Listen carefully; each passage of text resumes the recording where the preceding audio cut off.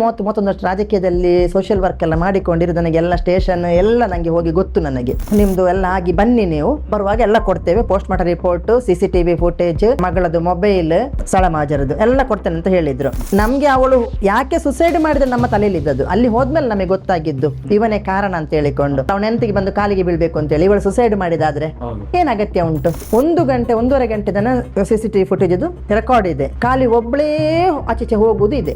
ಅಲ್ಲಿ ಪೋಸ್ಟ್ ಮಾಡ್ತಾರಲ್ಲ, ಎರಡನೇ ಪೋಸ್ಟ್ ಮಾಡ್ಬೇಕು, NOC ಬೇಕು ಅಂತ ಹೇಳಿ ಮಗನಿಗೆ ಹೇಳಿದೆ. ಮಗ ಬರುವಾಗ ಒಂದು NOC ಹಿಡ್ಕೊಂಡು ಬಾ, ಅಲ್ಲಿಂದ ನಾವಿಲ್ಲಿ ಮಾಡುವ. ಅವ್ರು NOC ಕೊಡ್ಲಿಕ್ಕೆ ತಯಾರಿಲ್ಲ. ಅವಳು ಬಿದ್ದ ಸ್ಥಳ ಇದೆ ಅಲ್ಲ, ಅದು ನೋಡ್ಲಿಕ್ಕೂ ಬಿಟ್ಟಿಲ್ಲ. ಆ ಕಾಲೇಜಿನೊಳಗೆ ನಾವು ಗೇಟ್ ಹತ್ರ ಹೋಗಿದ್ದೇವೆ, ಅಲ್ಲಿ ಒಳಗೆ ಬಿಟ್ಟಿಲ್ಲ ನಮ್ಮನ್ನು.